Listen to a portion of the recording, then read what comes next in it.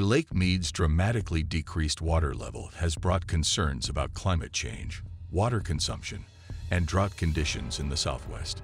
However, the water shortage has also revealed startling discoveries.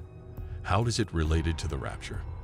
Let's find out. Rapture sign: Lake Mead is drying up, be prepared. Ezekiel chapter 30 verse 12. Moreover, I will make the Nile canals dry and sell the land into the hands of evil men. And I will make the land desolate, and all that is in it, by the hand of strangers. I, the Lord, have spoken. Lake Mead is a man-made reservoir of the Hoover Dam. The lake lies just 25 miles from Las Vegas, Nevada, and stretches a maximum of 10 miles wide in some areas. Lake Mead's surface area measures 229 square miles, making it one of the largest constructed lakes on Earth. Lake Mead is important because it is used as drinking water and as an irrigation source for tens of millions of people in the surrounding regions. Continuing a 22-year downward trend, water levels in Lake Mead stand at their lowest since April 1937, when the reservoir was still being filled for the first time. As of 2022, Lake Mead was filled to just 27% of capacity. Haggai chapter 1 verse 8 to 11. Go up to the hills and bring wood and build the house, that I may take pleasure in it, and that I may be glorified, says the Lord. You looked for much, and behold, it came to little. And when you brought it home, I blew it away. Why? Declares the Lord of hosts. Because of my house that lies in ruins, while each of you busies himself with his own house. Therefore the heavens above you have withheld the dew, and the earth has withheld its produce. And I have called for a drought on the land and the hills, on the grain, the new wine, the oil, on what the ground brings forth, on man and beast, and on all their labors. It now also provides a stark illustration of climate change and a long-term drought that may be the worst in the U.S. West in 12 centuries. In Colorado, the location of the headwaters of the Colorado River, 83% of the state is now in drought, and the snowpack from last winter was below average in many places. Rainfall isn't the only factor at play with Lake Mead's water levels. They would usually fluctuate seasonally due to winter snowpack flowing down from the Rocky Mountains. If the lake's water continues to dry up, there is a possibility that the dam's turbines will no longer be able to generate power. This would happen if the lake reached a reservoir elevation of 895 feet, a level where water would not flow past the dam. Genesis chapter 8 verse 13 to 14. Now it came about in the 601st year, in the first month, on the first of the month, the water was dried up from the earth. Then Noah removed the covering of the ark, and looked, and behold, the surface of the ground was dried up. In the second month, on the 27th day of the month, the earth was dry. Lake Mead is all about storage, and it's about seasonality of precipitation and snow. So what happens is that while people think the lake is where the West stores its water, in fact, the much bigger, important storage place is the mountains and snowpack. Robert Glennon, a water policy and law expert and emeritus professor at the University of Arizona, told Newsweek. For Lake Powell specifically, the 7 states reached an agreement to forfeit their water from the reservoir so that it can keep producing power. The federal government, meanwhile, plans to move about 162 billion gallons from the Flaming Gorge Reservoir into Lake Powell. Isaiah chapter 19 5-7.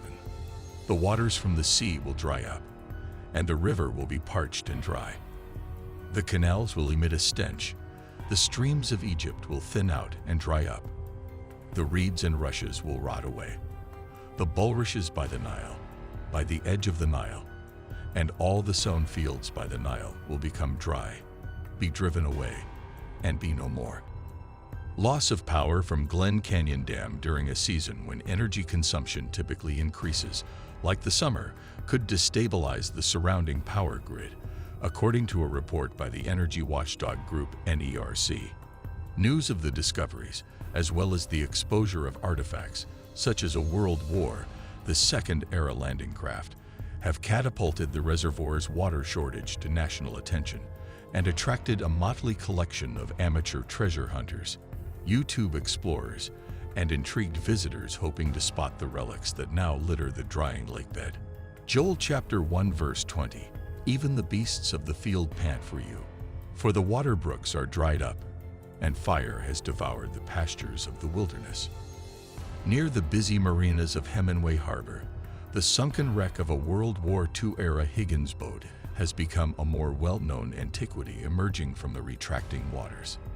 Its ribbed frame rises from the surface like the washed-up skeleton of a prehistoric fish. The long craft has been partially gutted, its engine removed. In a recent interview with CNBC, the Audubon Society's Salton Sea program director, Frank Ruse, said, "People here used to fish, swim, bring their boats. They went from living in paradise to living in hell. Many of the 400 species of birds that once thrived are dying on this critical migrational stop. All but one species of fish has died off, and toxins like arsenic and selenium are carried away in the breeze, potentially affecting the health of more than 650,000 nearby residents." Hosea chapter 13 verse 15, "Though he flourishes among the reeds, an east wind will come, the wind of the Lord coming up from the wilderness, and his fountain will become dry, and his spring will be dried up. It will plunder his treasury of every precious article." A reprieve from the steady annual decline occurred in 2017 when lake levels rose throughout the year due to heavier than normal snowfall in the Rocky Mountains. As a result of the large snowmelt, the lake regained the water levels it had in 2015 with a seasonal high of 1,089.77 feet, 332.16 meters. The seasonal low of 1,078.96 feet, 328.87 meters, in 2017 was close to that experienced in 2014, safely above the drought trigger. That level was still 36 feet, 11 meters, below the seasonal low experienced in 2012, and the lake was projected to begin falling again in 2018. Despite those and other predictions of an impending shortage determination by 2020, snowpack of 140% of average in the upper Colorado River Basin as of April 2019 resulted in 128% above average inflow into Lake Powell, resulting in 1,090.20 foot, 332.29 meters, water level on Lake Mead. In December 2019, Lake Mead's water level reached 1,090.47 feet, 332.38 meters, about 10 feet, 3 meters, above projections. As of April 2020, the water level stood at 1,096.39 feet, 334.18 meters, again benefiting from above-average mountain snowpack, 107% of average. Since 2018, Lake Mead's water levels have remained well above the 1,075-foot, 328 meters, level that would trigger a shortage determination. In May 2020, the Bureau of Reclamation expected that the continued Colorado River Basin drought would yield a Lake Mead level of 1,084.39 feet, 330.52 meters, by 2023.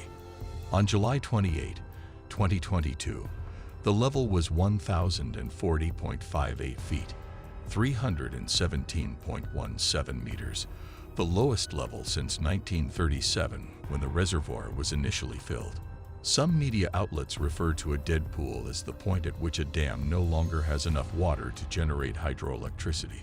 The more accurate term for that, according to University of Arizona professor Robert Glennon, is minimum power pool elevation. That's when a reservoir is so depleted that there's not enough water flowing through a dam's turbines to make them spin, which means the turbines can't produce electricity. The lake also covered archaeological digs, said Green, who teaches about the history of Nevada and Las Vegas, meaning there could be historical items in the water. There might actually be some archaeological relics, Green said, adding that a nearby museum has artifacts from the Puebloan people who lived in the area about 1,000 years earlier. Archaeologists were working there until the lake was rising around them. Animals within and around Lake Mead are diverse and unique to the region. One fish, the razorback sucker, is indigenous to the Colorado River Basin. Unfortunately, the razorback sucker is an endangered species whose population continues to decline. Thus, those fishing in Lake Mead and the Colorado River should be careful to release any razorback suckers that they might accidentally catch. Reptiles near Lake Mead include the desert tortoise, desert iguana, and even the Gila monster. Due to prolonged drought in the southwest, many estimate that the region is moving toward irreversible aridification. Most scientists believe that drought conditions are unlikely to improve anytime soon. Thus, states have implemented mandates to conserve water. Regulations include decreasing the amount of water used to water lawns and golf courses, and a possible decrease in water usage for agricultural purposes. So that's it. Please like, share, and comment your thoughts below if you like this video. Remember to subscribe to see our next video. Stay safe, and we will be back soon with another video.